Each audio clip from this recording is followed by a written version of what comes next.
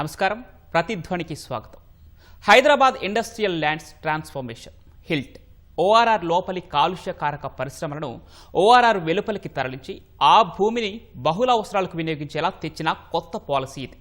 ఇప్పుడు దీని కేంద్రంగానే హైదరాబాద్తో పాటు రాష్ట్రమంతా చర్చ జరుగుతోంది. రాజకీయాలు దీని చుట్టే తిరుగుతున్నాయి. అయితే అసలేంటి హిల్ట్ పాలసీ? ప్రస్తుత కాంగ్రెస్, గతంలో బీఆర్ఎస్ తీసుకొచ్చింది ఎవరైనా? దీని ఉద్దేశాలేంటి? నగరం వెలుపలకు పరిశ్రమల తరలింపు అవసరమే, అనివార్యమే. అయితే ఇన్నేళ్లుగా పరిశ్రమలు నిర్వహిస్తున్న యాజమాన్యాల సాధక బాధకాల మాట ఏంటి? కాలుష్యం నుంచి విముక్తి, భవిష్యత్ అవసరాల రీత్యా హిల్ట్ ఎందుకు అవసరం? రాజకీయాలకు దూరంగా ఈ విషయంలో ముందుకు వెళ్లాల్సిన మార్గాలపై పారిశ్రామికవేత్తలు ఏమంటున్నారు? ఇదే అంశంపై నేటి ప్రతిధ్వని చర్చలో పాల్గొంటున్న వారు సామ రామ్మోహన్ రెడ్డి గారు, టీపీసీసీ అధికార ప్రతినిధి, మీడియా అండ్ కమ్యూనికేషన్ వ్యవహార కమిటీ చైర్మన్. రాచకొండ రవికుమార్ గారు మరికొద్దిసేపట్లో చర్చలో జాయిన్ అవుతారు. తెలంగాణ వాణిజ్య పారిశ్రామిక సమైక్య అధ్యక్షులు. ఇక అనిల్ రెడ్డి గారు పారిశ్రామికవేత్త. ముందుగా రామ్మోహన్ రెడ్డి గారు మీతోనే ప్రారంభిద్దాం. రాష్ట్ర ప్రభుత్వం తీసుకొచ్చిన హిల్ట్ పాలసీ ఉద్దేశాలేంటి, దాని లక్ష్యాలేంటి? పవన్ గారు, ముందుగా మీకు, ప్యానెల్ ఉన్న పెద్దలకి అండ్ ఈటీవీ ప్రేక్షకులందరికీ కూడా గుడ్ ఈవినింగ్. Good evening. నగరం అనేటటువంటిది విస్తరించకంటే ముంగట ఎప్పుడైనా కూడా ప్రజలు ఎట్లా కోరుకుంటారు, ప్రభుత్వం అయిన ప్రజలు అని అంటే మనం నివసించేటటువంటి ప్రాంతాలకి పరిశ్రమలు అనేటటువంటి దూరంగా ఉండాలి. ఎందుకంటే కాలుష్యానికి కారణం ఉంటది కాబట్టి మన నివాసాల మధ్యలో ఉండాలని ఎవరు కూడా కోరుకోరు. అయితే హైదరాబాద్ అనేటటువంటి చిన్నగా ఉంటున్నప్పుడు బాలనగర్ లాంటి ప్రాంతాలు అవుట్స్కట్స్ లెక్క ఉండేటివి. ఈ అవుట్స్కట్స్ లెక్క ఉంటున్నటువంటి ప్రాంతాలలో ఈరోజు సుమారు ఒక 22 లొకేషన్స్లలో కూడా ఏవైతే ఇండస్ట్రీస్ హైదరాబాద్ లో, అంటే ఈ రోజు ఔటర్ రింగ్ రోడ్డు లోపల కానీ కొంచెం అవతల కానీ ఉంటున్నటువంటి ఏవైతే ఉన్నాయో అవన్నీ ఈ రోజు హైదరాబాద్ విస్తరించిన తర్వాత మనం ఉంటున్నటువంటి నివాసాల మధ్యలోకి వచ్చినాయి. ఈ కంపెనీలు ఈ లోపలికో బయటకు పోయినటువంటి కాదు, అవి అక్కడనే ఉన్నాయి. కానీ జనాభా పెరుగుతున్నటువంటి దానికి గల కారణాలు అనుకోండి, అభివృద్ధి గల కారణాలు అనుకోండి, నగరం విస్తరిస్తున్నటువంటి నేపథ్యంలో అవి ఎంత విస్తరణ అయింది నగరం అని అంటే, ఒకప్పుడు నగరం అవతల ఉంటున్నటువంటి ఇండస్ట్రీలు కూడా ఈరోజు కోర్ అర్బన్ ఏరియాల కంటే హైదరాబాద్ లోపలికి వచ్చేసినటువంటి పరిస్థితి ఉంది. అయితే దీని మీద పర్యావరణానికి సంబంధించినటువంటి ఎన్నో నియంత్రణ సంబంధించినటువంటి చట్టాలైనా, లేకపోతే సుప్రీంకోర్టు యొక్క ఆదేశాలైనా ఇవన్నిటిని పరిగణనలోకి తీసుకున్నటువంటివి, లేకపోతే పక్కన ఉంటున్నటువంటి ఫిర్యాదులతో ఆగిపోయినటువంటివి, నిరుపయోగంగా ఉన్నటువంటివి, లేకపోతే వైబుల్ కాకుండా ఆపేసినటువంటివి, రకరకాల కారణాలతోటి ఈరోజు జాగలు మాత్రం ఎకరాలలో ఉన్నప్పటికీ కూడా నిరుపయోగంగా పడుంటున్నటువంటివి ఉన్నాయి. కాలుష్యం పెద్దగా చేస్తున్నాయి అనేటటువంటి కూడా ఆగిపోయినటువంటివి కూడా ఉన్నాయి. అయితే ఇంకా కొన్ని కూడా ఇండస్ట్రీలు నడుస్తున్నటువంటివి కూడా ఉన్నాయి. అన్ని రకాలుగా ఉన్నాయి. కాబట్టి అసలు నగరానికి సంబంధించినటువంటి అభివృద్ధి సమగ్రంగా ఉండాలి, ఒక పక్కా ప్లానింగ్ ప్రకారం ఉండాలి అని అంటే ఈ నగరం మధ్యలో ఉంటున్నటువంటి ఈ యొక్క ఇండస్ట్రీస్ అన్నిటి కూడా మళ్ళీ ఈ రోజు నగరం బయటికి తీసుకొని పోదాము, మళ్ళీ భవిష్యత్తులో ఇప్పట్లో మళ్ళీ మన మధ్యలోకి కాలుష్యాన్ని తీసుకొని రావద్దు అనేటటువంటి ఉద్దేశంతో మనం HILTP పాలసీ, మనం హైదరాబాద్ ఇండస్ట్రియల్ ల్యాండ్ ట్రాన్స్ఫర్మేషన్ పాలసీని మనం తీసుకొని వచ్చినాం. అయితే ఇది ఎందుకు దీనికోసం ఇంత కాంట్రవర్సీ అయింది, ఎందుకు ఇంతమంది మనం మాట్లాడుకుంటున్నాము అని అంటే, ప్రతిపక్ష నాయకులు అంటే ప్రజలు మొత్తం ఆశ్చర్యపోయేటటువంటి విధంగా ఏదో 5 లక్షల కోట్ల ఏదో కుంభకోణం జరిగిపోతుందని, దాన్ని ఇంకొక అడుగు ముంగటికి వేసేసేసి బీజేపీలో 6 లక్షల కోట్లు అవుతుంది, ఏదో వేలం పాట పాడినట్టు ఒకరి మీద ఒకరు పోటీగా చేసుకుంటూ పోతున్నటువంటి కేవలం ఒక రాజకీయంగా ప్రజల్ని పక్కదారి పట్టించేటటువంటిది ఎప్పుడైతే ప్రతిపక్షాలు తీసుకున్నాయో, అంశాల మీద మాట్లాడకుండా అబద్ధాలకి ఎప్పుడైతే వాళ్ళు పూనుకున్నారో అప్పుడు చర్చ ప్రజల్లోకి ఇంకా విస్తృతంగా పోయింది. అసలు ఏంది అమ్మకం అనంట, డబ్బులు వస్తున్నాయంట. అసలు ఇక్కడ నా మొదటి ప్రశ్న ఏంటిది అంటే, ప్రతిపక్షాలను మేము అనేక సందర్భాలు అడిగినాం, రండి అసెంబ్లీలలో ఇవన్నీ కూడా చర్చలు వస్తాయి. ఇవన్నీ కూడా చర్చలు ఏడికేంచి వస్తాయి? పాలమూరు రంగారెడ్డి అయినా వస్తుంది, HILTP పాలసీ మీద అయినా వస్తుంది, లేకపోతే యూరియా కొరత మీద అయినా కూడా వస్తుంది. అన్నిటికీ కూడా అసెంబ్లీ వేదిక అధికారికంగా ఉంటది. అధికారికంగా మనము చారిత్రక పుస్తకాలకు మనం ఎక్కుతాము. మీరేం అడిగిరు, మేమేం చెప్పినాం, ఏ ఉద్దేశంతో మనం చేసాం, అసలు వాస్తవాలు ఏందనేటటువంటి. కానీ దురదృష్టవశాత్తు ప్రతిపక్షాలు అనేటటువంటివి అసెంబ్లీలో ఏదో లేని కారణాలు చెప్పి బయటికి పోయినటువంటి పరిస్థితి మనం చూసినాం. నా మొదటి ప్రశ్న, నా మొదటి ఛాలెంజ్ ప్రతిపక్షాలకైనా, ఎందుకంటే ప్రజలకు తెలియాల్సినటువంటి అవసరం ఉంది. ఈ మొత్తం విధానంలో కూడా ప్రభుత్వానికి సంబంధించినటువంటిది ఒక గజం జాగా కూడా అమ్మేటటువంటి అంశం లేదు. ప్రభుత్వానికి సంబంధించినటువంటి జాగా అమ్మి పైసలు తీసుకునేటటువంటిది లేనప్పుడు ఇక్కడ లక్షల కొద్ది కుంభకోణాలు అనేటటువంటి జరిగేటటువంటి అవకాశము, ఆస్కారము ఎక్కడ ఉంది? రెండవది, HILTP పాలసీ మీద మీరు అంటే మనం ఈ రోజు 22 లొకేషన్స్ కి దీన్ని మనము హైలైట్ చేసుకున్నాం, ఏ ప్రాంతాలకి ఇది వర్తిస్తుంది అనేటటువంటిది. కాస్త మనం ముందుకు గిట్టపోతే ఈ రోజు మనం 2026కి వచ్చాం, వారం కూడా కాలే, 2020లో గ్రిడ్ పాలసీ అని చెప్పి తీసుకొని వచ్చిన వాళ్ళు Yeah. వాళ్ళు కూడా సేమ్ సిస్టమ్. ఇప్పుడు మనం 22 లొకేషన్స్ ని మనం ట్యాగ్ చేసుకుంటే వాళ్ళు 11 లొకేషన్స్ ని వాళ్ళు కూడా ట్యాగ్ చేసిండ్రు. 11 లొకేషన్స్ రామ్మోహన్ రెడ్డి గారు yes, మళ్ళీ డిస్కస్ చేద్దాం. ఇక అనిల్ గారు, ప్రభుత్వ పెద్దలు చెప్తున్న మాట ఏంటంటే కాలుష్యకారక పరిశ్రమల్ని ఎలాగైనా ఓఆర్ఆర్ వెలుపలకి తరలించాల్సిన అవసరం ఉందని చెప్పేసి ప్రభుత్వ పెద్దలు చెప్తున్నటువంటి మాట. మరి ఒక పారిశ్రామికవేత్తల అభిప్రాయం ఏంటి? వీరు అన్నట్టు ప్రభుత్వం కానివ్వండి లేదా ఎటువంటి ప్రజలు ఎవరైనా కానివ్వండి, హ్యాబిటేషన్ ఇల్లు ఉన్న దగ్గర ఒక ఇండస్ట్రీ ఉండడము, కాలుష్యానికి సంబంధించిన ఇండస్ట్రీ ఉండడం అది కరెక్ట్ కాదు. కొన్ని సంవత్సరాల నుంచి ఉన్న ఇండస్ట్రీస్ కాబట్టి ఇప్పుడు ఇమీడియట్ గా షిఫ్ట్ చేయడం అనేది అంత ఈజీ కాదు. కాబట్టి దీనికి ఒక టైం లైన్ ఒకటి చేసుకొని దాని తర్వాత షిఫ్ట్ అవ్వడం అనేది ఇంపార్టెంట్. కానీ గవర్నమెంట్ ఏదైతే తీసుకొచ్చిందో పాలసీ 100% ఇది అందరికీ ఉపయోగం ఉంటుందని నేను అనను. కానీ ఇటు ఉపయోగం ఉంటుంది, తర్వాత కొన్ని మైనస్ పాయింట్స్ కూడా ఉన్నాయి దీంట్లో. ఆ మైనస్ పాయింట్స్ ను మనం ఎట్లా అడ్రస్ చేసి ముందుకెళ్లాలన్నది మా ఆలోచన. ఆ మైనస్ పాయింట్స్ ఏంటంటే ఇండస్ట్రీ ఏదైతే ఇప్పుడు ప్రస్తుతానికి నడుస్తున్నాయో వాటిని బయటికి తీసుకుపోవడానికి కావాల్సిన రిక్వైర్మెంట్ ఏమున్నాయి అన్నది ఒక డిస్కషన్ పెట్టినట్టయితే, ఆల్రెడీ ఒక డిస్కషన్ జరిగింది. దాంట్లో ఎన్నో సూచనలు అసోసియేషన్స్ వారు ఇచ్చారు. ఆ సూచనలు ఏది కూడా పరిగణలోకి తీసుకోకుండా వారు ముందుకెళ్లారు. అది మాకు కొంచెం బాధాకరంగా ఉంది. డెఫినెట్ గా ఈ ఎన్నో ఇండస్ట్రీస్ కొన్ని మూతపడిపోయినాయి, కొన్ని నడవలేని స్థితిలో ఉన్నాయి. ఇవన్నిటికి కూడా ఒక మార్గదర్శకంగా ఈ పాలసీ అనేది డెఫినెట్ గా ఉపయోగపడుతుంది. తర్వాత ఇతర కొందరు పొలిటీషియన్స్ మాట్లాడినట్టు కొన్ని కుంభకోణం అనేది మాట్లాడడం అది 100% రాంగ్. అది మేము కూడా ఇండస్ట్రియలిస్ట్ గా దీన్ని ఖండిస్తున్నాము. తర్వాత ఈ ఇండస్ట్రీస్ బయటికి పోవడానికి ఏదైతే మనకు కావాల్సిన రిక్వైర్మెంట్స్ ఉన్నాయో దాని మీద ప్రభుత్వము, ఇప్పుడు గవర్నమెంట్ ప్రతినిధి గారు ఇక్కడ ఉన్నారు కాబట్టి వారి ద్వారా మేము చెప్పదలుచుకుందంటే, ఇండస్ట్రీ బయటికి పోవడానికి కావాల్సిన రిక్వైర్మెంట్స్ ఏవైతే ఉంటాయో వాటి మీద దృష్టి పెట్టి అసోసియేషన్స్ మళ్ళీ ఒకసారి పిలవండి. మీరు దాంట్లో కొన్ని కరెక్షన్స్ అవసరం పడుతుంటుంది కాబట్టి ఇండస్ట్రీ అసోసియేషన్స్ పిలిచి అది డిస్కషన్ చేసి ముందుకెళ్తే ఇంకా బాగుంటుంది అన్నది మా ఆలోచన.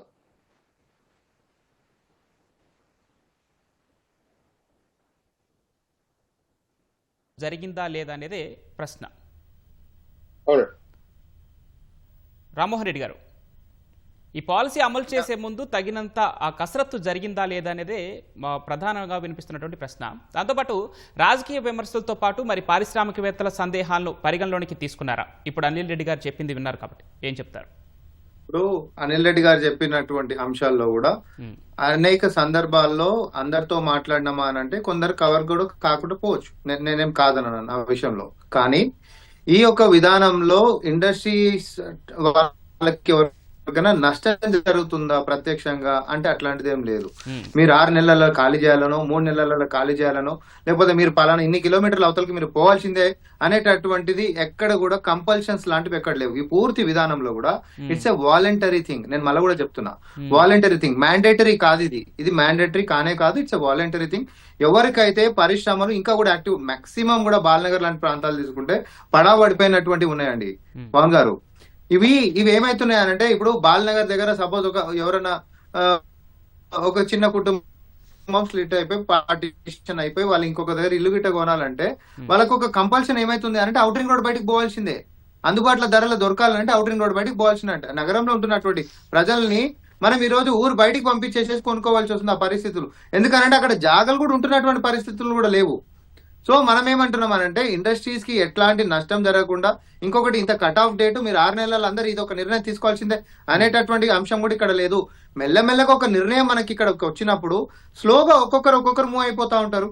ఇప్పుడు మనకి ఫ్యూచర్ సిటీలో కొత్త కంపెనీలు ఎవరైనా పెట్టుకుంటున్నారు అనంటే ఈ ప్రభుత్వం అన్ని రకాల సౌలభ్యాలు కూడా అందిస్తూనే ఉంది కదా. అట్లా ఎవరికైనా ఇండస్ట్రీస్ కి ఇక్కడ నుంచి అక్కడ మూవ్ అవుతాం సార్, మేము పలానా బెనిఫిట్ మేము తీసుకుంటాము అని అంటే కూడా అట్లాంటి దాన్ని కూడా మా డోర్స్ ఓపెన్ ఉన్నాయి. ఈ ప్రభుత్వం అసలు వింటనే లేదు, మాకు నచ్చినట్టే మేము చేస్తాం అనేటటువంటి పాత విధానం కాదు కదా. పోయినసారి గ్రిడ్ పాలసీ అని చెప్పి తీసుకొని 11 ప్రాంతాలకి దాన్ని నిర్ణీతం చేసి దాంట్లో విధానం ఏం తీసుకొని వచ్చిండ్రు, ఏదైనా కూడా ఇండస్ట్రియల్ ప్రాంతంని నువ్వు హాఫ్ చేయాలి, 50% ఐటీకి కేటాయించాలి. ఐటీది ఓసీ వచ్చిన తర్వాత మిగతా 50% మల్టీపర్పస్ దేనికైనా రెసిడెన్షియల్ ఆర్ కమర్షియల్ మీరు చేసుకోవచ్చు అని వచ్చింది. కానీ ఆన్ ఫీల్డ్ కి పోతే ఎకరాలకు సంబంధించినటువంటి ఏమైందో మనం అందరం చూసినాం. ఒక ఆయన సూపర్ మార్కెట్ కి మాత్రమే ఇచ్చుకుండు, ఇంకొక దానికి మాత్రమే ఇచ్చుకుండు, ఒక ఆయన ఓన్లీ రెసిడెన్షియల్ అపార్ట్మెంట్స్ కట్టుకున్నాడు. అవన్నీ ఎందుకంటే ఉప్పల్ స్టేడియం పక్కన ఉంది, ఆడ అపార్ట్మెంట్లు ఉన్నాయి, ఐటీ పార్క్ ఉందా? ఇప్పుడు ఆడ ఎల్బీ నగర్ దగ్గర ఉంది, ఆడ కేవలం రెసిడెన్షియల్ బిల్డింగ్స్ ఉన్నాయా, ఆడ ఐటీ పార్క్ ఉందా?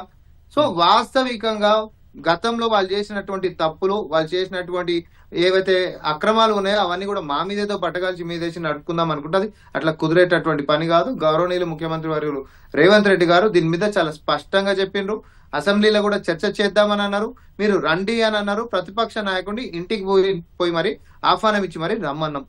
ఆయన కూడా వాళ్ళు మన దిక్కు మళ్ళలే. కానీ ఒక పాయింట్ నేను యాడ్ చేస్తాను. 80 ఫీట్ల రోడ్కి ఈడ కూడా మళ్ళీ కన్ఫ్యూజన్ ఉంది. ఈ విధానంలో ఏముంది అని అంటే ప్లాట్లకు సంబంధించినటువంటిది ఏదైనా కూడా 80 ఫీట్ల రోడ్ గిట్ట ఉందనుకోండి, అది సబ్ రిజిస్టర్ వాల్యూలా అక్కడ ఉంటున్నటువంటి ఏరియాలో సబ్ రిజిస్టర్ వాల్యూలో 30% కట్టుకోవాలి. కానీ 80 ఫీట్ల పైన రోడ్కు ఉందంటే, ఎందుకంటే ఆటోనగర్ లాంటి ప్రాంతాలలో 120 ఫీట్ల రోడ్ల దాకా ఉంటాయి. సో అట్లాంటి పెద్ద రోడ్లకు ఉంటున్నటువంటి దానికి కమర్షియల్ వాల్యూ ఎక్కువ ఉంటది కాబట్టి రేపు పొద్దున మల్తే దాని వాల్యుయేషన్ కూడా ఎక్కువ ఉంటది కాబట్టి అన్ని రకాలుగా దానికి సబ్ రిజిస్టర్ వాల్యూలో 50% మనం పెట్టినాము. 2 రకాల స్లాబ్స్ ఉన్నాయి, దీంట్లో 2 ఉన్నాయి. కానీ కేటీఆర్ గారంట ఏది 200% మేము గతంలో పెట్టినాం, అది పచ్చాబద్ధము. గ్రిడ్ పాలసీలో కూడా వాళ్ళు పెట్టింది కేవలము 30% మాత్రమే. కానీ మనమన్ని ఇంకా 80 ఫీట్ల రోడ్ పైకి ఉన్నటువంటి దానికి 50% సబ్ రిజిస్టర్ వాల్యూ మనం పెట్టినాం. రైట్. రాచకొండ రవికుమార్ గారు, ఓఆర్ఆర్ వెలుపల అంటే లోపల పారిశ్రామిక వార్డులు ఎంత విస్తీర్ణంలో విస్తరించున్నాయి? మరి హిల్ట్ పాలసీ అమలుతో ఇవి ఎలా మారబోతున్నాయి? సార్, హిల్ట్ పాలసీతో ఎలా మారుతున్నాయని నేను చెప్పలేను కానండి. ప్రస్తుతానికి నేను మన ఎఫ్టీసీసీఏ ప్రెసిడెంట్ గా నాకున్న అవగాహనలో ఏంటంటే అండి, ఇప్పుడు ఓఆర్ఆర్ లోపలే ఉన్నాయి కొన్ని. ఇప్పుడు ఏరోస్పేస్ పార్క్ ఒకటి ఉందండి, ప్లస్ 2-3 ఏరియాస్ అలా ఉన్నాయి. కానీ అక్కడ అంటే ఏ గవర్నమెంట్ చేసిందని కాదండి, ఉత్సాహంగా ఈ గవర్నమెంట్ చేస్తున్నది. కానీ ఈకో సిస్టమ్ దగ్గర వచ్చేటప్పటికి ప్రాబ్లం అవుతుందండి. ఇప్పుడు ఉదాహరణకి బాలనగర్ నుంచి ఒక యూనిట్ ని షిఫ్ట్ చేసామండి ఆదిపట్ల ఏరియాలో. కాకపోతే రోజు జనాల్ని ఇక్కడి నుంచి అక్కడికి ట్రాన్స్పోర్టేషన్ పెట్టి ఈకో సిస్టమ్ లేకపోయేటప్పటికి, స్కూల్స్ లేకపోయేటప్పటికి, ఈ ప్రాబ్లమ్స్ వచ్చేటప్పటికండి ఎంఎస్ఎంఈకి, ఎస్ఎంఈ స్మాల్ సెక్టర్ ఇండస్ట్రీస్ చాలా కష్టపడుతున్నాయండి. సో మా రిక్వెస్ట్ ఏంటంటే అండి, జనరల్లీ మేము చెప్పేది కూడా ఏంటంటే, మా రిప్రజెంటేషన్ కూడా ఇచ్చింది ఏంటంటే, ముందర ఈకో సిస్టమ్ ది కూడా గవర్నమెంట్ స్పష్టంగా చెప్తే బాగుంటుంది. చెప్పి పలానా ఈకో సిస్టమ్ కూడా వస్తున్నది ప్యారల్ గా అని చెప్తే బాగుంటుంది. ఎందుకంటే ఈ చిన్న యూనిట్స్ మాత్రం చాలా కష్టపడుతున్నదండి. ఈ లాజిస్టిక్స్ వలన ఈ ఖర్చులు పెరిగేటప్పటికి అండ్ ప్రాఫిట్స్ కూడా తగ్గేటప్పటికి యూనిట్ తట్టుకోవడానికి కష్టంగా ఉందన్నమాట. సో జనరలీ షిఫ్ట్ అసలు హిల్ట్ పాలసీ అంటే మాకు we're very happy, let me be honest అండి, we're very happy with that policy. కానీ ఎలా అయితే ప్రభుత్వం ఆ ఉత్సాహంతో చూపెడుతున్నదో దానికంటే ముందర అసలు ఈకో సిస్టమ్ ఎక్కడ ఉంది, స్కూల్స్ ఎక్కడ ఉన్నాయి, కాలేజెస్ ఎక్కడ ఉన్నాయి, వాట్ ఈస్ ది ట్రాన్స్పోర్టేషన్, ఇలాంటివన్నీ ఉండుంటే బాగుండేది. సో ఆ సందర్భంలో గవర్నమెంట్ ఇంట్రెస్ట్ చూపెట్టి చేస్తే బాగుంటుంది ముందర. అది చేసిన తర్వాత ఇందాక రామ్మోహన్ రెడ్డి గారు కూడా చెప్తున్నారు సార్, ఏమనంటే we are not forcing people to go అని చెప్పి. అది పాయింట్ కాదు సార్, మారుస్తే మొత్తం ఇండస్ట్రియల్ ఎస్టేట్ మారాల్సిందే. ఇప్పుడు ఆయన అది కూడా చెప్పారు, రూపాయలు ఇండస్ట్రియల్ ఎస్టేట్ లో ఫ్లాట్స్ లేవా, ఇవి లేవా అని. అది కరెక్ట్ కాదు సార్. ప్రపంచం అంతా మీరు ఎక్కడ చూసినా కూడా ఇండస్ట్రియల్ ఎస్టేట్ అంటే ఇండస్ట్రియల్ ఎస్టేట్ గానే ఉండాలి. ఆ సందర్భంలో రామ్మోహన్ రెడ్డి గారు చెప్పింది కరెక్ట్, మార్చాలని. మార్చే ముందర ఆ చుట్టూతా దానికి ఉన్న ఈకో సిస్టమ్ ఇస్తే బాగుంటుంది. అది రాకపోతే మాత్రం హిల్ట్ పాలసీలో స్పష్టత లేదు, క్లారిటీ ఇంకా రాలేదు. వాలంటరీ అని చెప్పారు కానీ క్లారిటీ రాలేదు. ఇప్పుడు వాలంటరీ బాలనగరే చెప్పారు, ఆయన బాలనగర్ లో ఒక 15 యూనిట్లు వెళ్ళిపోయినాయి అనుకోండి, కరెక్ట్ గా 1 year 1.5 year అయిన తర్వాత పక్క వాళ్ళు గొడవ పెట్టడం మొదలు పెడతారు. ఒక హాస్పిటల్ వచ్చింది అనుకోండి, ఒక స్కూల్ వచ్చింది అనుకోండి, యూనిట్ ఉంది అనుకోండి, అప్పుడు ప్రాబ్లం ఏంది? సో ఇవన్నీ ఆలోచన చూస్తుంటే ఆయన అన్నారు కూడా, కొంతమందితో మేము అడ్వైజులు తీసుకున్నామని. There are some more stakeholders అండి, దాని వాళ్ళందరినీ ఇన్వాల్వ్ చేసి మాట్లాడి తీసుకుంటే చాలా బాగుంటుంది. ఓకే, అనిల్ రెడ్డి గారు, అంటే ఆల్టర్నేట్గా ప్రభుత్వం చూపిస్తున్నటువంటి ప్రాంతాలకి తరలి వెళ్ళడానికి మరి అందరూ సిద్ధంగానే ఉన్నారా పారిశ్రామికవేత్తలు? అక్కడ ఆ వసతుల కల్పన ఎలా ఉంది? ఇప్పుడు ఛాంబర్ ఆఫ్ కామర్స్ ప్రెసిడెంట్ గారు చెప్పినట్టు, మీరు ఏ ఇండస్ట్రియల్ ఎస్టేట్ కొత్తది చేసినప్పుడు చుట్టుపక్కల ఈకో సిస్టమ్ అనేది కంపల్సరీగా ఉండాలి ఒకటి. తర్వాత మనం అక్కడికి వెళ్ళేటప్పుడు ఏదైతే లాజిస్టిక్ సంబంధించి ఇన్ఫ్రాస్ట్రక్చర్ డెవలప్మెంట్ అవుతుంది ఏది లేకుండా కూడా ఒకటేసారి అక్కడ షిఫ్ట్ కామంటే చాలా కష్టం. ఓకే. ఏదైనా ఇండస్ట్రియల్ ఎస్టేట్ ఈ రోజు మొదలు పెట్టామంటే ఇన్ఫ్రాస్ట్రక్చర్, తర్వాత పవర్, వాటర్ ఇవన్నీ రావడానికి కనీసం 2 నుంచి 3 సంవత్సరాలు పడుతుంది. ఒకటే రోజులో ఇవన్నీ కాదు. ఆ తర్వాత ఇండస్ట్రీ షిఫ్ట్ చేయడానికి అవకాశం దొరుకుతుంది. అంతే తప్పించి ఒకటే రోజులో 6 నెలలు కానీ 6 నెలలు కావాలన్నది కష్టం. కాబట్టి ఏ ఇండస్ట్రియల్ ఓఆర్ఆర్ తర్వాత ఎక్కడైనా కానివ్వండి, గవర్నమెంట్ ఫస్ట్ ఐడెంటిఫై చేయాలి ఏ ల్యాండ్ ఎక్కడ ఇస్తున్నాం అన్నది. ఆ ల్యాండ్ ఎలా ఇండస్ట్రీకి, స్పెషల్లీ స్మాల్ స్కేల్ సెక్టర్ కు అందుబాటులో ఉండాలి ల్యాండ్ వాల్యూ. ఆ తర్వాత ఈకో సిస్టమ్ ఎంత దూరంలో మళ్ళీ ఇండ్లు వస్తాయి అన్నది కూడా ఇంపార్టెంట్. ఎందుకంటే వర్కర్స్ కు కావాల్సింది రిక్వైర్మెంట్ ఫ్యామిలీ ఉండడానికి వరకు స్కూలింగ్ అనండి, హాస్పిటల్ అండి, ఇవన్నీ కూడా ఇంపార్టెంట్ ఉంటుంది. కాబట్టి ఎంత దూరంలో ఇవన్నీ ఉంటాయి అన్నది కూడా ఇంపార్టెంట్. ఆ తర్వాత మళ్ళీ మీరు ఇందాక రామరెడ్డి గారు చెప్పినట్టు కొన్ని సంవత్సరాల తర్వాత, అంటే ఇప్పుడు హైదరాబాద్, బాలనగర్, పటాన్చెరు ఇవన్నీ కూడా ఈ రోజు నిన్న మొన్న వచ్చినాయి కాదు, 50 సంవత్సరాల కింద వచ్చిన ఇండస్ట్రీ ఎస్టేట్స్ ఇవన్నీ. తర్వాత ఇంకో 50 సంవత్సరాలకు మళ్ళీ అక్కడి ఇండస్ట్రీ ఇంకా ముందుకు, అంటే మళ్ళీ ఇటువంటి ఇష్యూస్ వచ్చే అవకాశం ఉంటుంది. కాబట్టి అటువంటి ఇష్యూస్ రాకుండా చూడడానికి ఈ రోజే ఆ ముందు చూపుతోటి చేసినట్టయితే బాగుంటుంది. ఈ రోజు ఉన్న సిచ్యువేషన్ లో రన్నింగ్ ఇండస్ట్రీస్ ఎవరు కూడా సానుకూలంగా ఇమీడియట్ గా షిఫ్ట్ చేయడానికి రెడీ లేరు. డెఫినెట్ గా అక్కడ ఉన్న సిస్టమ్స్ అన్ని ప్రొవైడ్ అయిపోయిన తర్వాతనే అప్పుడు పోవడానికి అవకాశం ఉంటుంది. ఓకే, రవికుమార్ గారు, మరి హిల్ట్ ఎగ్జాంపుల్, గత ప్రభుత్వం బుగ్గిపాడని మన సత్తుపల్లి దగ్గర ఫుడ్ పార్క్ పెట్టారండి. నేను పర్సనల్ గా వెళ్ళాను, 2 సార్లు వెళ్ళానండి. అండ్ మన టీజీఐఐసి చైర్మన్ ద్వారా కూడా వెళ్ళాము అక్కడ ఫుడ్ పార్క్ యూనిట్స్ పెట్టడానికి. యూనిట్ మాత్రం చాలా బాగా పెట్టారండి. లోపల ఫెసిలిటీస్, కామన్ ఏరియా ఫెసిలిటీస్ అన్ని బాగా ఇచ్చారు. కానీ ఒక్క యూనిట్ కూడా ముందరికి రాలేదు. మేము ఒక 10 మందిని తీసుకెళ్ళామండి ఎఫ్టీసీసీఐ నుంచి తీసుకెళ్ళాం. అక్కడ ల్యాండ్ ఇస్తాన్నారు, అన్ని ఇస్తాన్నారు. ఎందుకంటే అక్కడ యూనిట్ పెట్టారు అంటే వాళ్ళు సత్తుపల్లి నుంచి ఆల్మోస్ట్ 80 కిలోమీటర్స్ ఖమ్మంకి రావాలి, ఈకో సిస్టమ్ కావాలి, లేదా 45 కిలోమీటర్లు రావాలి. సో దానివల్ల ఇప్పుడు ఎగ్జిస్టింగ్ ప్రభుత్వం కూడా చాలా కృషి చేస్తున్నారు. దాన్ని ఎట్టి పరిస్థితుల్లో అది అమల్లో పెట్టాలని చెప్పి ఇంట్రెస్ట్ చూపెడుతున్నారు, కానీ చేయలేకపోతున్నారు. ఇప్పుడు అనిల్ రెడ్డి గారు చెప్పినట్టు ఆ ఈకో సిస్టమ్ ప్రాబ్లం వల్ల ఎవరు చేయలేకపోతున్నారు.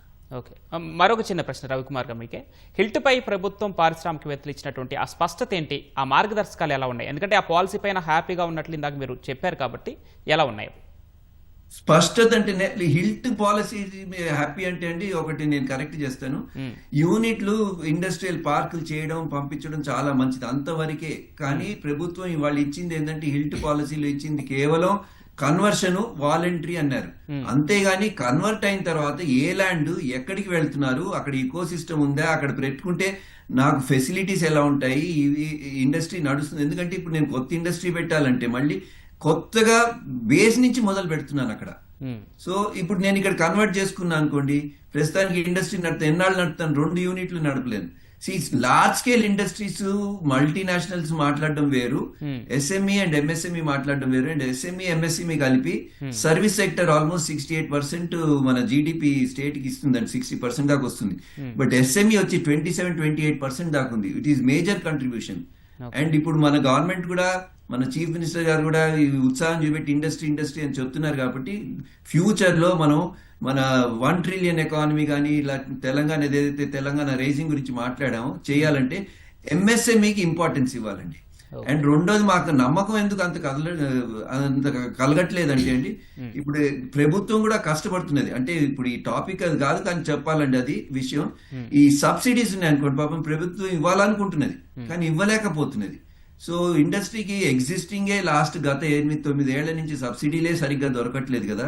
ఇప్పుడు మారమంటే మళ్ళీ ఫ్రెష్ ఇన్వెస్ట్మెంట్. ఇప్పుడు ఇక్కడ సరే, ఇక్కడ కన్వర్షన్ కి వాళ్ళు 80 ఫీట్ రోడ్ అంటే 30%, మోర్ దెన్ 80 అయితే 50% అని ఇది కన్వర్ట్ చేస్తాం.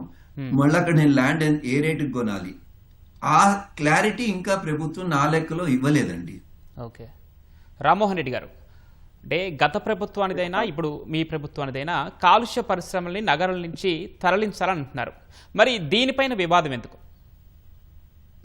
పవన్ గారు, యాక్చువల్ ఇద్దరు, అనిల్ రెడ్డి గారైనా లేకపోతే రవికుమార్ గారైనా వెరీ వాల్యుబుల్ ఇన్పుట్స్ ఇచ్చారు, ఇద్దరు పెద్దలు కూడా. ఎందుకంటే రవి గారు మాట్లాడినటువంటిదా, అనిల్ గారు కొత్త జనాలు ఎప్పుడైనా కూడా మార్పుకి అంత జల్దీ అలవాటు పడరు సార్. ఇప్పుడు వనస్థలీపురమే ఉంది, ఎన్జిఓస్ కాలనీ ఉంది. ఒకప్పుడు దట్స్ రిమోట్ ప్లేస్, అటు ఈసీఎల్ ఉంది, రిమోట్ ప్లేస్. నగరం బయట అనేటటువంటిది రిమోట్ ప్లేసెస్. వాస్తవానికి నిజంగానే పెద్ద ఆయన చెప్పినట్టు లాజిస్టిక్స్ కి కొంచెం అన్నిటికీ కూడా కొంచెం ఇబ్బందికరంగా ఉంటుంటది. కానీ క్రమేపీ ఏమైపోతుంది అంటే నగరం విస్తరణలో భాగంగా అదే ప్రీమియం అయిపోయి కూర్చుంటాయి. ఈ రోజు అదే కదా ఇష్యూ అంతా. ఈ ఇండస్ట్రియల్ 22 లొకేషన్స్ ఏవైతే మనం ఐడెంటిఫై చేసినామో, ట్యాగ్ చేసుకున్నామో, ఇవన్నీ ఈ రోజు దాని వాల్యుయేషన్స్ అనేటటువంటి అబ్నార్మల్ గా పెరిగిపోయినాయి. మనకు ఆ భూమి అక్కడ తీసుకొని తర్వాత మనం దాన్ని ఏది సేల్ డీడ్ చేసుకున్నటువంటి దాని తర్వాత ఈరోజు దాని వాల్యుయేషన్ అనేటటువంటి అమాంతంగా పెరిగింది. పెద్దలు అన్నట్టుగా నిజంగానే ఒకవేళ దీన్నే తీసి వేరే దగ్గర కొనుక్కోవాలనుకుంటే దీన్నే తీసే పరిస్థితి ఉంటే అక్కడ 4 రెట్లు వచ్చేటటువంటి పరిస్థితి ఉంటుంది తప్ప అంత వాల్యుయేషన్స్ పెరిగినటువంటి జోన్స్ లో ఈ యొక్క అన్ని ఇండస్ట్రీస్ ఉన్నాయి తప్ప అంతకు మించి వేరేదేం కాదు. అట్లా అని చెప్పి అందరు ఇది అమ్మే కొనుక్కోవాలని చెప్పి నేను అనట్లేదు. ఫస్ట్ ఇది ఎవరికి ఇబ్బంది కాకుండా ఉంటది అని అంటే ఫస్ట్ ఎవరికి ఈజీగా ఉంటది అంటే ఎవరు అయితే ఇండస్ట్రీస్ నిరుపయోగంగా పడి ఉన్నాయో వాళ్ళతోటి. ఎందుకంటే మనం ఇండస్ట్రీలో ఉంటున్నటువంటి ఆ యొక్క జోన్స్ ని మనం తగ్గించుకుంటూ వస్తున్నప్పుడు మిగతా వాళ్ళు కూడా సబ్సిడీస్ కి పెట్టుకునేటటువంటి అవకాశం మనం ఇచ్చినాము. కానీ రవి గారు చెప్పినట్టుగా ప్రభుత్వం కష్టపడుతుంది, ఇంకొకటి అక్కడ తీసుకొని పోయి పెడితే అక్కడ చుట్టుముట్టు ఇంకోటి గ్యారెంటీ ఉంటుందా మనకు అని అంటే చాలా స్పష్టంగా కూడా మనం క్లస్టర్స్ చేసుకున్నాము. ఫ్యూచర్ సిటీలో ఏ జోన్ లో ఏది ఉండాలి, ఎలక్ట్రానిక్ సంబంధించినటువంటి క్లస్టర్ ఏంది, ఏఐ క్లస్టర్ కి సంబంధించినటువంటిది ఏంటిది, లేకపోతే అడ్వాన్స్ స్పోర్ట్స్ కి సంబంధించినటువంటి క్లస్టర్స్ ఎక్కడ చాలా స్పష్టంగా మనకు ఉన్నాయి. సుమారు 13-14 క్లస్టర్స్ లెక్క మనకి ఈ రోజు ఉన్నాయి. సో ఇండస్ట్రీస్ కి సంబంధించింది కూడా ఫార్మా ఎక్కడ ఉంటది, సెమీ కండక్టర్స్ కి సంబంధించింది ఎక్కడ వస్తుంది, అన్ని కూడా ఈరోజు నిజంగానే మరి పారిశ్రామికవేత్తలు అందరినీ కూడా ఇంకొకసారి అసోసియేషన్ అందరినీ కూడా పిలిపించుకొని అధికారులు కూర్చొని ఇంకా కూడా మళ్ళొకసారి మా ప్రభుత్వం నుంచి కూడా మేము స్పష్టతనిస్తూ వాళ్ళకి ఏంటంటే ఫస్ట్ భయపడాల్సినటువంటి అవసరమే లేదు. Because I just wanted to reiterate it and underline it ఏంటంటే ఇది వాలంటరీ మాత్రమే. ఎవరన్నా బయటికి పోయి ఇండస్ట్రీ పెట్టుకుంటాము, ఎందుకంటే ఇక్కడ కంప్లైంట్స్ ఉంటుంటాయి, పోలీసు వాళ్ళ దగ్గర పోతుంటారు, కోర్టుకు పోతుంటాడు, ఇంకోటి ఏదో పొల్యూషన్ పీసీబీకి పోయి కంప్లైంట్ ఇస్తుంటాడు. ఇవన్నీ తలకాయ నొప్పులు నాకెందుకు, బయటికి పోదామంటేనేమో పర్మిషన్లు ఉండవని అనుకునేటటువంటి వాళ్ళకి వెసులుబాటుగా ప్రభుత్వమే అన్ని వెసులుబాట్లు ఇస్తా ఉంది. అండ్ ఇంకొకటి నాకు ఈడ జాగా ఇచ్చారు, నేను ఇది వదిలిపెట్టిపోతే ఈ జాగా నేను చేస్తా, ఇది ఇండస్ట్రియల్ జాగా, ఇది ఇంకో దానికి వాడనీక కూడా ఉండదు అనుకునేటటువంటి అనుమానాలు కాదు కదా. ఆ యొక్క కండిషన్స్ లలో ఉంటారు చాలా మంది. ఫస్ట్ కండిషన్ ఏంటంటే ఇండస్ట్రీని నేను తీసేసిన అనుకోండి, ఇది ఇండస్ట్రియల్ ల్యాండ్, దీని ఇంకో దగ్గరికి మార్చనీక కూడా ఉండదు, ఇంకో దానికి ఉపయోగపడదు. అట్లాంటప్పుడు నాకు ఎట్లా అంటున్నటువంటి వాళ్ళకి మొదటి వెసులుబాటు ఈ దాన్ని నేను మార్చుకోవచ్చు, దీన్ని నేను ఇంకేదైనా కూడా చేసుకోవచ్చు, ఇంకో దగ్గర నేను బ్రహ్మాండంగా పెట్టుకోవచ్చు అనేటటువంటి ఒక అవకాశాన్ని కూడా హెచ్ఐఎల్టీపీ ఈ యొక్క విధానం మనకి ఇస్తా ఉంది. ఇది ప్రజలను ఉద్దేశించి పర్యావరణాన్ని కాపాడేటటువంటి ఉద్దేశంతో ఎక్కడ భారతదేశంలో ఏ రాష్ట్రం చేయనటువంటి ఒక విధానము. ఎలక్ట్రికల్ వెహికల్స్ పైన రాష్ట్రం పన్ను లేదండి ఈ భారతదేశంలో. అదే ఉద్దేశం, ప్రధాన ఉద్దేశం అదే అయినా కూడా, అంటే గత ప్రభుత్వాలు తలపెట్టినా ఇప్పుడు ప్రభుత్వం చేస్తున్నా కూడా ప్రధాన ఉద్దేశం అదే. తలపెట్టలే మళ్ళా కాదు, ఒక చిన్న కరెక్షన్ పవన్ గారు, గత ప్రభుత్వాలు తలపెట్టలే, గత ప్రభుత్వాలు అస్సలు తలపెట్టలే. ప్రకృతి పర్యావరణం అనేటటువంటి దానికి పెద్ద పీట వేస్తూ హైడ్రా తీసుకొని వచ్చిన, హెచ్ఐఎల్టీపీ తీసుకొని వచ్చిన, మూసి రెజ్యువనేషన్ తీసుకొని వచ్చిన, ఇవన్నీ ఈవీ వెహికల్స్ పైన మనము స్టేట్ ట్యాక్స్ తగ్గించుకున్నా, ఇవన్నీ అంశాలు కూడా ఈ రోజు దేనికోసం మనం చేసుకుంటున్నాం అంటే కానీ వివాదం ఎందుకు చెలరెక్కుతుంది రాజకీయంగా? ప్రతిపక్షాలు చేసేదే అది కదా. ఇప్పుడు సందర్భానుసారంగా మనం మాట్లాడుకుంటున్నాం. పెద్దలు కొన్ని సూచనలు ఇచ్చిండ్రు, కొన్ని ఇన్పుట్స్ ఇచ్చారు, వాల్యుబుల్ గా ఉన్నాయి. నేను ఏమంటున్నాను, అవును మనం ఇంకా బెటర్ గా చేసుకునే అవకాశం ఉంటే ఖచ్చితంగా ప్రభుత్వం ముందుకు తీసుకొని పోతుంది. విననీకే మేము సిద్ధంగా ఉన్నాం. ఇంకేదైనా కన్స్ట్రక్టివ్ క్రిటిసిజం కూడా మీరు చేయండి, మేము స్వాగతిస్తాం. సలహాలు సూచనలు ఇస్తారా, మేము కన్సిడర్ చేయడానికి సిద్ధంగా ఉన్నాం. కానీ చర్చకే రాకుండా ఉత్తగా మన మీద 5 లక్షలు 6 ఇద్దరు పెద్ద మనుషులు ఇక్కడ ఉన్నారు ఈ ప్యానెల్లో. నేను ఇద్దరిని అడుగుతున్నా, ప్రభుత్వం దీనిలో అవినీతి చేసి 5 లక్షలు 6 లక్షలు చేసేటటువంటిది ఆస్కారం కనీసం ఉందా? ఆ పెద్ద మనుషులను అడగండి, లైవ్ లో తేటతెల్లం అయిపోతుంది. ఎందుకు ఇట్లా అబద్ధాలు మాట్లాడడం? ప్రతిపక్షాలు వారి యొక్క ఉనికిని కాపాడుకోనికే ప్రజల్ని పక్కదారి పట్టించడమే వారి యొక్క స్టైల్ ఆఫ్ ఫంక్షనింగ్ లెక్క ముందుకు పోతున్నారు తప్ప ఒక అర్థవంతమైనటువంటి చర్చకు ముందుకు ఎందుకు వస్తలేరు? గతంలో 11 లొకేషన్స్ ని వాళ్ళు ట్యాగ్ చేసుకొని పోతే మేము 22 లొకేషన్స్ కి దాన్ని స్ట్రెచ్ చేసినాము. వాళ్ళు 30% అని అంటే 50% కమర్షియల్ యాక్టివిటీ దాని మీదకించి మనం అన్నాము. ప్రభుత్వానికి ఆమ్దాని రావటమే కాదు, పారిశ్రామికవేత్తలకు వెసులుబాటు కూడా మనం ఇస్తా ఉన్నాము. కొత్త వరకు నిజంగానే రవి గారు అన్నట్టుగా అక్కడికి ఉంటున్నటువంటి వాళ్ళకి సబ్సిడీలు ఏమి ఇస్తారు, ఇక్కడ నుంచి అక్కడికి లాజిస్టిక్స్ పోతున్నాయంటే వాళ్ళకి ఏమైనా వెసులుబాటు ఇస్తారా? వీటిపైన మనం చర్చించుకోవాల్సినటువంటి అవసరం ఉంది. రవికుమార్ గారు, హెల్త్ పాలసీని అనుసరించి అంటే నగరం నుంచి ఆ ఓఆర్ఆర్ బయటకు వెళ్లే ఆ పరిశ్రమలకు ప్రభుత్వం ఏమైనా రాయితీలు ఇస్తుందా? దాంతోపాటు ఈ కన్వర్షన్ ప్రక్రియ ఎలా ఉంటుంది? పవన్ గారు ఇందాక ప్రశ్నలో కూడా రామ్మోహన్ రెడ్డి గారు చెప్తూ వచ్చారు. అది ఆ స్పష్టత ఇంకా రాలేదండి, అది రావాలి.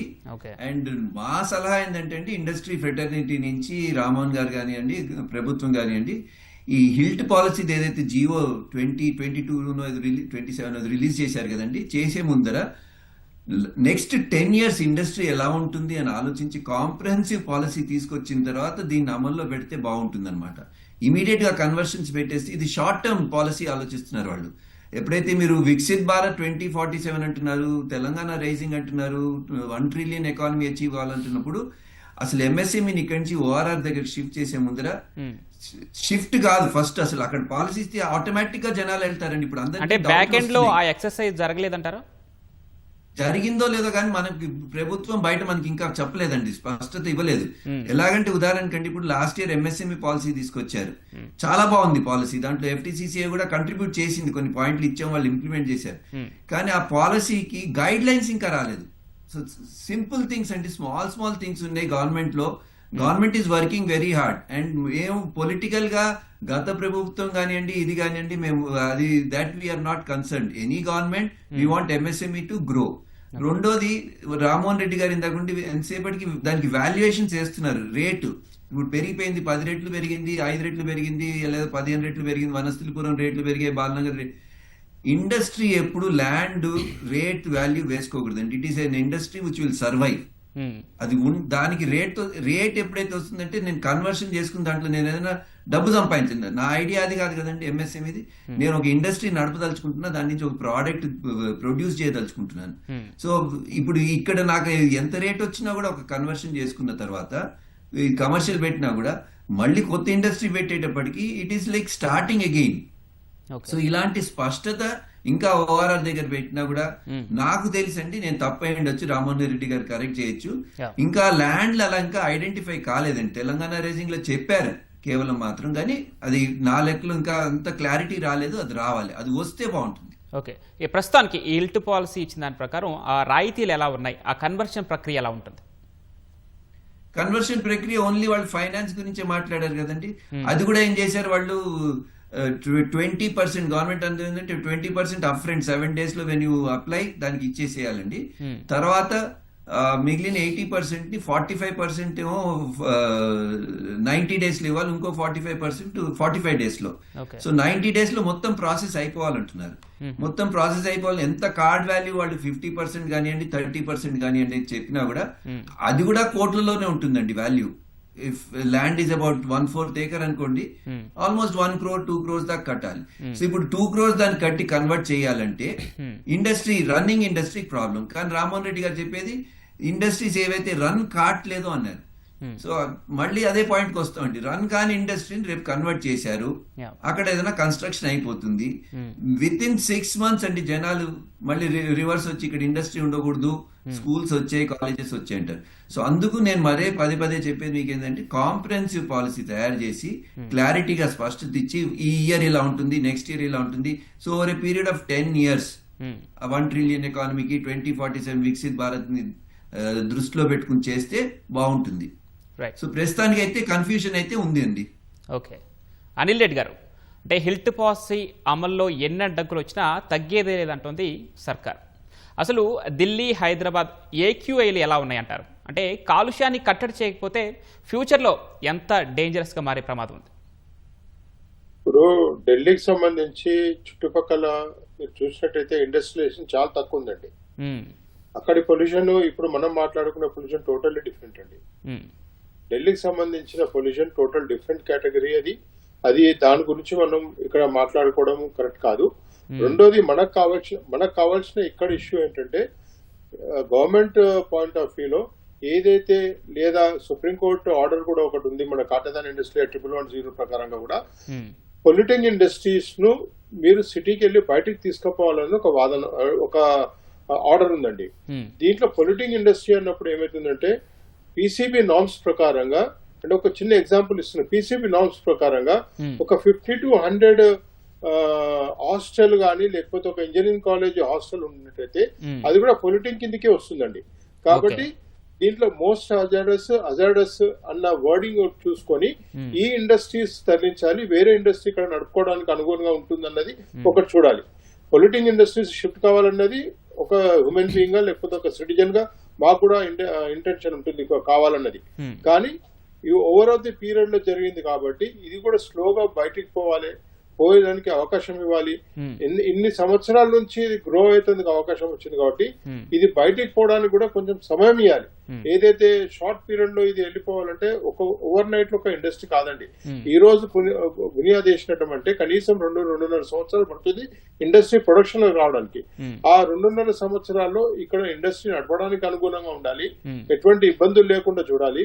ఆ తర్వాత అక్కడ ఇండస్ట్రీ పెట్టుకునేటప్పుడు వెసులుబాట్లు, ఎందుకంటే ఇండస్ట్రీ అక్కడ షిఫ్ట్ కావాలంటే ఇక్కడ ఈ ఇండస్ట్రీ షిఫ్ట్ కాకుండా నేను అమ్మలేను, ఇది కన్వర్షన్ చేయలేను. నేను ఇప్పుడే కన్వర్షన్ చేసినట్టయితే అది కమర్షియల్ కిందకో లేకపోతే రెసిడెన్షియల్ తీసుకుంటే నాకు రేపు పొద్దున ఏ పర్మిషన్ కూడా రాదు ఇండస్ట్రీ పాయింట్ ఆఫ్ వ్యూలో.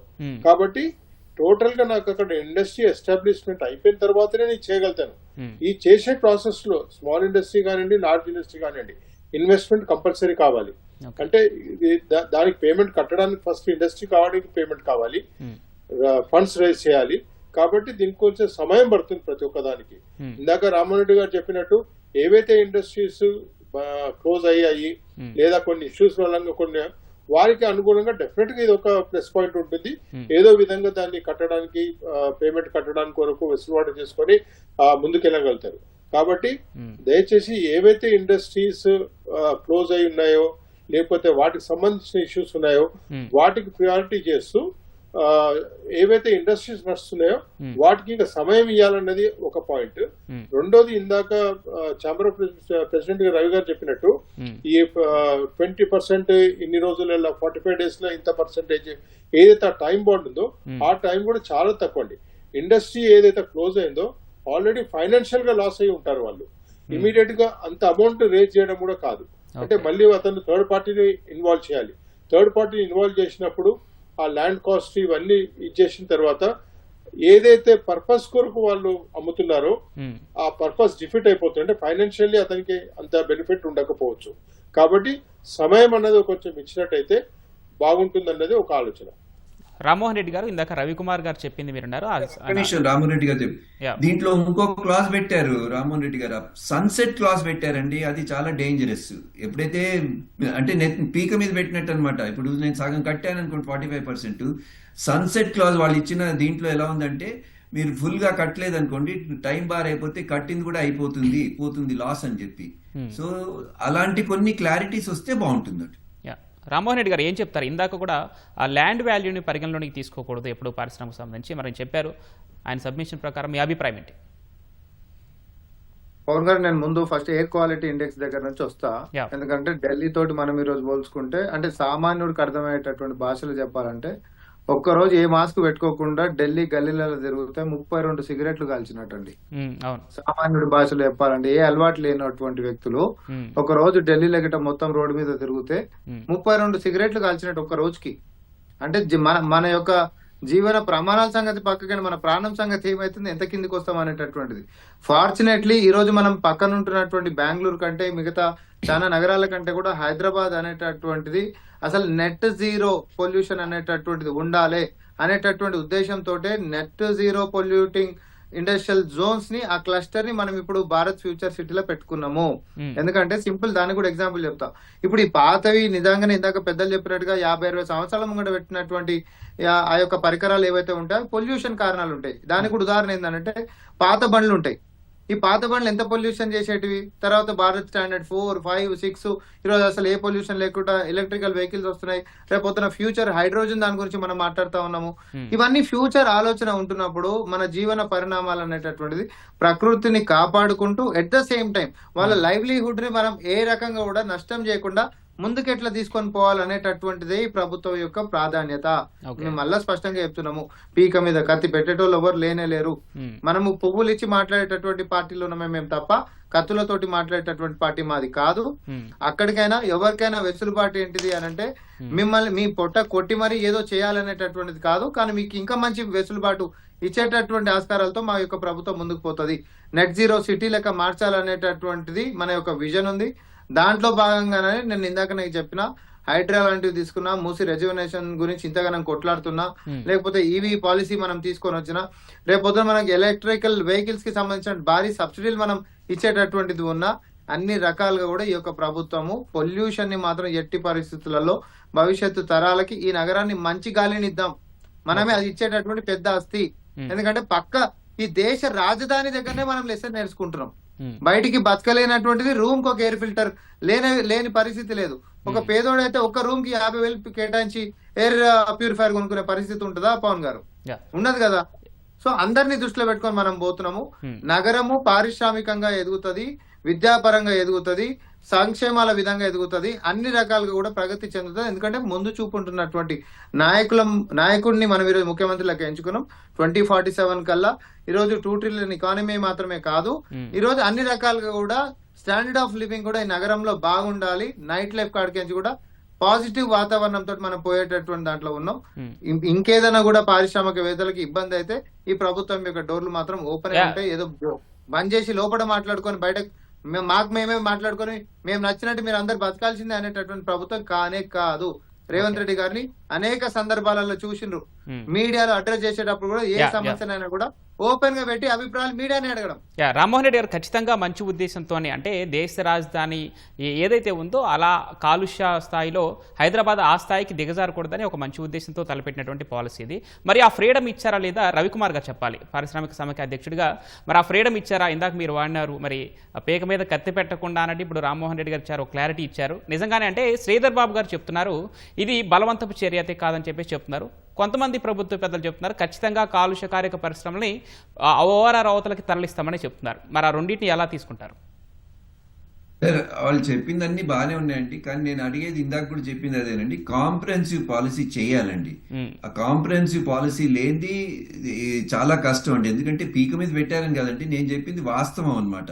ఎందుకంటే మీ ప్రపంచంలో ఎక్కడన్నా చూడండి, ఇప్పుడు ఆయన చెప్పినట్టు మన ఉప్పల్ ఏరియాలో ఉంది, అప్సిగూడ దగ్గర ఉందన్నారు, ఉప్పల్ దగ్గర, అది వేరు. ఇన్ జనరల్ ఒక ఇండస్ట్రీ ఉన్న చోట కమర్షియల్ యాక్టివిటీ ఉండదు. సో ఎప్పుడైతే మనం సింగపూర్ కానీ జపాన్తో కానీ పోల్చుకుని మాట్లాడుతున్నప్పుడు ఆ యాంగిల్లో పోతున్నప్పుడు ఇప్పుడు ఎగ్జిస్టింగ్ దగ్గర మారుస్తే మొత్తం ప్లాన్ కాంప్రహెన్సివ్ గా, సరే ఇప్పుడు 10 సిక్ యూనిట్లు ఉన్నాయి, ఇవి మారుతాయి, తర్వాత మిగిలిన యూనిట్లు కూడా మారాలి, ఈ సమయానికి మారాలి, ఇలా మారాలని చెప్పాలి. ఎందుకంటే ఇప్పుడు ఎగ్జిస్టింగ్ యూనిట్ కొన్ని ఉన్నాయనుకోండి, వాళ్ళ దగ్గర నెక్స్ట్ 4-5 years ఆర్డర్ బుక్ ఉంటుంది. ఇప్పుడు ఈ ఆర్డర్లు మ్యానుఫ్యాక్చరింగ్ చేయాలి కదా. సో ఇవన్నీ ఆలోచించి ఇవన్నీ చేసి కాంప్రహెన్సివ్ పాలసీ పెడితే బాగుంటుంది. ప్లస్ రెండోది పొల్యూషన్ అంటారా, ఇది చాలా పెద్ద సమస్య ఉంది. ఇప్పుడు ఎగ్జిస్టింగ్ బాలానగరే చెప్తానండి, వాళ్ళు ఎంత కమర్షియల్ చేసినా కూడా government as and citizen of Hyderabad నేను చెప్తున్నానండి మీకు, అక్కడ ఉన్న వాటర్ మీరు 1000 feet పోయినా కూడా, 1500-2000 feet పోయినా కూడా కన్స్ట్రక్షన్ కూడా పనికిరాదండి. ఆ ఏరియా అంత పొల్యూట్ అయింది. సో రేపు కమర్షియల్ చేసినా కూడా, సో ఇలాంటివన్నీ ప్రభుత్వం ఆలోచించి ఫస్ట్ వీటికి అసలు ప్రాబ్లం దీన్ని ఎలా సాల్వ్ చేయాలి ఇవన్నీ ఆలోచించి, సో మళ్ళీ అదే చెప్తున్నాను మీకు, ఆ కాంప్రహెన్సివ్ పాలసీలు ఇవన్నీ వస్తాయి. Okay, yeah. అనిల్ రెడ్డి గారు, కాలుష్య కట్టడికి పరిశ్రమల తరలింపు తప్పదు, అదేవిధంగా భూ బదలాయింపు కూడా తప్పనిసరి. మరి అయితే ఈ విధానంలో ఇంకేమైనా మారాల్సిన అవసరం ఉందంటారా? పారిశ్రామికవేత్తల తరపున మీ సూచనలు ఏంటి? ప్రస్తుతానికి ఇప్పుడు మనం డిస్కషన్ లో యాక్టివ్ పార్ట్స్, మన ప్రెసిడెంట్ గారు చెప్పినట్టు, ఛాంబర్ ఆఫ్ కామర్స్ ప్రెసిడెంట్ చెప్పినట్టు, కాంప్రహెన్సివ్ పాలసీ అనేది ఒకటి వచ్చినట్టయితే దాంట్లో ఏమేమి రిక్వైర్మెంట్ ఉంటుంది అన్నది ఇటు అసోసియేషన్స్ తోటి కానీ స్టేక్ హోల్డర్స్ తోటి డిస్కస్ చేసినట్టయితే మొత్తం దాంట్లో పొందుపరచుకోవచ్చు. ఆ ప్రాసెస్ లో మనకు ఏమేమి రిక్వైర్మెంట్ ఉంటాయి అనేది చేసుకొని ఇండస్ట్రీని షిఫ్ట్ చేసే ప్రాసెస్ లో అదన్నీ అడ్రస్ చేసినట్టు అవుతుంది. దాంట్లో స్మాల్ స్కేల్ సెక్టర్ కానివ్వండి, లార్జ్ స్కేల్ సెక్టర్ కానివ్వండి, లేకపోతే ఎస్ఎంఈ కానివ్వండి, ప్రతి ఒక్క దానికి కూడా రిక్వైర్మెంట్ ప్రకారంగా, ఎందుకంటే లార్జ్ స్కేల్ సెక్టర్ సంబంధించిన రిక్వైర్మెంట్ వేరుంటుంది, స్మాల్ స్కేల్ సెక్టర్ రిక్వైర్మెంట్ వేరుంటుంది. కాబట్టి అన్నిటికీ అనుగుణంగా ఆ పాలసీలో మనం తీసుకొచ్చి ముందుకు పోయినట్టయితే బాగుంటుంది. Hmm. డెఫినెట్ గా ఈ పాలసీ అనేది ఇప్పుడు ఇమీడియట్ గా మనం యాక్ట్ కావాలంటే మాత్రము ఏవైతే యూనిట్స్ క్లోజ్ అయ్యాయో వాటి గురించి ఆలోచించుకోవచ్చు. ఆ వెసులుబాటు, ఆ పర్సంటేజ్ ఆఫ్ పేమెంట్ అయితే కట్టేందుకు దానికి కొంచెం సమయం ఇచ్చి వాటికి మట్టుకు మీరు అడ్రస్ చేసినట్టయితే వేరే ఇండస్ట్రీ షిఫ్ట్ కొరకు ఇంకెన్ని రోజులలో చేయాలి, ఎట్లా చేయాలనేది కూడా ఇండస్ట్రీ ఫెటర్నిటీ తోటి మాట్లాడితే బాగుంటుంది. మళ్ళొక మీటింగ్ పెట్టి చాలా డీటెయిల్ గా డిస్కస్ చేయాలి. ప్రతి ఒక్కటి కూడా రికార్డ్ చేసుకొని మినిట్స్ ఆఫ్ మీటింగ్ కావాలి. ఎందుకంటే ఎప్పుడు కూడా గవర్నమెంట్ దగ్గర మినిట్స్ ఆఫ్ మీటింగ్ ఇండస్ట్రీ కానివ్వండి లేకపోతే ఏదైనా ఉన్నట్టు ఆ మినిట్స్ ఆఫ్ మీటింగ్ షేర్ చేసుకోవాలి. అప్పుడు ఎవరు ఏం మాట్లాడింది అన్నది కూడా మనకు వస్తుంది. కాబట్టి డీటెయిల్ గా పోవాలి. కొంచెం సమయం పడుతుంది ఈ డీటెయిల్ ప్రోగ్రామ్ చేసినప్పుడు. తొందరపాటు కాకుండా మనం 2047 గురించి మాట్లాడుకుంటున్నాము కాబట్టి ఇంకొక 6 నెలలైనా పర్వాలేదు. ఇది ఒక అడుగు ముందుకు వేసే ముందు మాత్రము చాలా డీటెయిల్ గా కంప్రహెన్సివ్ పాలసీ తీసుకొచ్చుకుంటూ ముందుకు వెళ్తే మా విజ్ఞప్తి మళ్ళీ ఒకసారి చెప్తున్నాను ఇటు గవర్నమెంట్ కు, ఏ ప్రభుత్వం అన్నది మాకు సంబంధం లేదు. ప్రభుత్వాలు ఎప్పుడు కూడా ఇండస్ట్రీకు సపోర్టివ్ సిస్టమ్ లో ఉంటేనే ఇండస్ట్రియల్ గ్రోత్ ఉంటుంది. ఇండస్ట్రీ కూడా ప్రభుత్వానికి ఎప్పుడు నెగటివ్ గా ఉండరు. మా అవసరాలు ఏదైతే ఉంటుందో అటు గవర్నమెంట్ కు విజ్ఞప్తి చేసుకోవడం మా ధర్మము. అది సానుకూలంగా విని అది ఎంతవరకు చేయగలుగుతామన్నది వాళ్ళు చూడాలి ప్రతి ఒక్క దగ్గరికి. ఇంకొకటి అండి, ఇక్కడ అంటే ఇది చెప్పకూడదో నాకు తెలియదు, రెగ్యులర్ గా ఇండస్ట్రీ ఇంటరాక్షన్ అనేది కావాలండి. ఇండస్ట్రీ ఇంటరాక్షన్ లేకుంటే మా సాధక బాధలు ఏంటి అనేది మేము ఎవరు చెప్పలేకపోతున్నాము. కాబట్టి ఇండస్ట్రీ ఇంటరాక్షన్ మాత్రం డెఫినెట్ గా ఉండాలండి. ఇది కూడా ఒకటి ఇంపార్టెంట్ అండి. అంటే ఈ ప్రాసెస్ అంటే ప్రతి ఒక్కటి కూడా మనం నలుగురం కలిసి కూర్చొని మాట్లాడుకున్నప్పుడు ప్లస్ మైనస్ పాయింట్స్ అన్ని కూడా బయటకు వస్తాయి. కాబట్టి ఆ తర్వాత గవర్నమెంట్ కూడా ఒక అడుగు ముందుకేయడానికి ఏ పాలసీ తీసుకొచ్చినా కూడా పలానా నాడు మనం మాట్లాడుకున్నాం, ఈ ఇష్యూ ఉంది, దీని ప్రకారం మనం ముందుకెళ్ళొచ్చు అన్నది కూడా వస్తుంది. కాబట్టి దయచేసి ఇండస్ట్రీ తోటి రెగ్యులర్ గా ఇంటరాక్షన్ లో ఉండేది ఉంటే బాగుంటుంది అన్నది కూడా మా ఆలోచన. ఓకే, రామ్మోహన్ రెడ్డి గారు, మొత్తంగా 22 పారిశ్రామిక వార్డులు అంటే కొన్ని గణాంకాల ప్రకారం 9,292 ఎకరాల పారిశ్రామిక భూమి ప్రస్తుతానికి ఈ హిల్ట్ పాలసీ ద్వారా మళ్ళీ రీయూజ్ చేసుకోవడానికి ఇతరత్ర అవసరాలు కల్పించుకోవడానికి ఉన్నటువంటి భూమి. మరి ఓఆర్ఆర్ బయట మొత్తంగా ఎన్ని వేల ఎకరాల భూమి అవసరం అంటారు? ఇప్పటి వరకు ఏ ప్రాంతాల్లో ఎంత మేర భూమిని సేకరించారు? అదేవిధంగా కేటాయింపుల ట్రాన్స్పరెన్సీ కోసం ఎలాంటి భరోసా కల్పిస్తున్నారు? పవన్ గారు, ముందుగా ఒకప్పుడు ఈ 22 లొకేషన్స్ లలో ఉంటున్నటువంటి వ్యాపారాలు అంటే పారిశ్రామిక సంబంధించినటువంటి బిజినెసెస్ ఏవైతే ఉన్నాయో ఇవన్నీ ఈ రోజు ఇంకా ఎగ్జిస్టింగ్ లో ఉన్నటువంటివి కూడా కాదు, అవుట్డేట్ అయిపోయినటువంటివి ఉన్నాయి. ఎందుకంటే ఒకప్పుడు ఉంటున్నటువంటి వ్యాపారాలు మొత్తం మరుగున పడిపోయినటువంటివి ఉన్నాయి, ప్రజల మధ్యలో నుంచి వెళ్ళిపోయినటువంటివి ఉన్నాయి. కొత్త టెక్నాలజీస్ వచ్చినాయి. సుప్రీం కోర్టు కూడా మనకి ఇప్పుడు డే టు డే మనకి జడ్జిమెంట్స్ మారుతూ పోతుంది. ఇట్ హాజ్ ఎంపవర్డ్ బోర్డ్స్ ని, ఏది ఎవరైతే ఎన్విరాన్మెంటల్ నార్మ్స్ ని వైలేట్ చేస్తున్నారో అండ్ అర్బన్ క్లస్టర్స్ ని ప్రొటెక్ట్ చేసుకోనికి మొన్న ఆగస్టు 2025 లో కూడా ఒక ల్యాండ్ మార్క్ జడ్జిమెంట్స్ ఇచ్చిండ్రు. చాలా చాలా స్ట్రింజెంట్ గా మనం చేయాలని మేము చెప్పింది కాదు సుప్రీం కోర్టు. కానీ మా ప్రభుత్వం ఎక్కడ కూడా అట్లా కాకుండా కోర్టు చెప్పింది కాబట్టి అందరు తాళాలు వేసేసండి, ఇది ఎక్కువ పొల్యూషన్ వస్తుంది దాని నామ్స్ ప్రకారం అనేటటువంటి కాకుండా వెసులుబాటు ఇస్తూ వారి యొక్క లైవ్లీహుడ్ ని దెబ్బతీయకుండా మనకి ఇంకొక అవకాశం మనం ఇస్తా ఉన్నాం. కానీ ఇప్పుడు ఉంటున్నటువంటి మొత్తం 9,000 చిల్లర ఎకరాలు మొత్తం కూడా 9,000 ఈడ తీసి కాపీ పేస్ట్ లెక్క పరిస్థితి ఏం లేదు కదా. మూతపడిపోయినటువంటివి ఎక్కువన్నాయి. ఎగ్జిస్టింగ్ లైన్ నడుస్తున్నటువంటి లైవ్ లో ఉంటున్నటువంటి దానికంటే క్లోజ్ అయిపోయినటువంటివి ఎక్కువన్నాయి శాతం. ఇప్పుడు చైర్మన్ గారు చెప్పాలి, ఎందుకంటే శ్రీధర్ బాబు గారు కూడా చాలా స్పష్టంగా చెప్పిండ్రు. ఇట్లాంటప్పుడు మనకు అర్బన్ లో స్పేస్ అనేటటువంటి ఉంటున్నప్పుడు, కొద్ది కంపెనీలు ఉంటున్నప్పుడు మనం వెసులుబాటు బయట ఇచ్చేసేద్దామని అన్నాం. వీఆర్ నాట్ స్ట్రింజెంట్, అట్లా కూడా నేను చెప్తున్నా, వీఆర్ నాట్ స్ట్రింజెంట్. కానీ మేము ఎట్లున్నామనంటే ఫ్లెక్సిబుల్ గా ఉన్నాం. ఆ ఫ్లెక్సిబిలిటీని వాళ్ళు ఎన్కరేజ్ చేసుకోవాలి. ఎన్కరేజ్ చేసుకొని వాళ్ళంతలో వాళ్ళు మాకు అడ్వాన్స్మెంట్. ఇంకోటి టెక్నాలజీ మారుతున్నప్పుడు వాళ్ళు కూడా వారి యొక్క యంత్రాలని మార్చుకునేటటువంటి విధానం ఉంటది. మార్చుకోకుండా ఇంకా పాతదే నడిపించుకునేటటువంటి వాళ్ళు కూడా ఉంటారు. సో కొత్తగా పెట్టుకునేటప్పుడు ఇవన్నీ అవకాశాలు కూడా కొత్త దానికి వెళ్ళిపోవచ్చు కదా. Net zero polluting industries policy దాని కింద మనం ఫ్యూచర్ సిటీలో, భారత్ ఫ్యూచర్ సిటీలో మీకు నచ్చినట్టుగా పెట్టుకోండి. ఇప్పుడు టెక్నాలజీ పెరిగింది సార్, ఈడే కాకపోతే ఇంకొక ఆడికి ఇంపోర్ట్ చేసుకొని అయినా ఒక ఎక్విప్మెంట్ తెచ్చుకొని పెట్టుకుంటాం. మేము ఎవరిని ఇబ్బంది పెట్టేది కాదు. మేము మళ్ళా అంటున్నాం, మీ యొక్క లైవ్లీహుడ్ ని బ్రేక్ చేసే ఉద్దేశంది కానే కాదు. ఇందాక మరి సార్ చెప్పినట్టు ఫస్ట్ అయితే దీంట్లో ఖాళీగా ఉంటున్నటువంటి వాళ్ళందరూ వెసులుబాటు తీసుకొని దీన్ని కన్వర్షన్ చేసుకునేటటువంటి అవకాశాన్ని మాత్రం ఖచ్చితంగా సద్వినియోగపరచుకుంటారు. కొత్త బిజినెసెస్ ఎవరైనా పెట్టుకోవాలనుకునేటటువంటి వాళ్ళు కూడా బయట అవకాశాలతోటి ఈ ల్యాండ్ వృధా అయిపోతుందేమో అనేటటువంటి ఆలోచన ఉంటున్నటువంటి వాళ్ళు కూడా ఉపసంహరించుకుంటారు. దీంట్లో ఎట్లాంటిది భయపడాల్సినటువంటి అవసరం అయితే లేదు. అయితే మినిట్స్ ఆఫ్ మీటింగ్ లో ఇంకా స్పష్టతలు రావాల్సినటువంటి అంశాలు గిట్ట ఉన్నాయి అని అంటే our officers doors are open. మీకు ఇంకేమైనా కూడా డౌట్లు ఉన్నా మీకు అధికారులు అందుబాటులోనే ఉన్నారు. ప్రజల ముఖ్యమంత్రి రేవంత్ రెడ్డి గారు ఎప్పుడు అందుబాటులోనే ఉన్నారు. మీరు అందరు కలిసి ఒక అపాయింట్మెంట్ అడుగు తీయలేనటువంటి పరిస్థితి గతంలోకి ఇప్పుడు ఏం లేదు. అందరు కలుస్తూనే ఉన్నారు. ఇప్పుడు మేమే ఉన్నాం.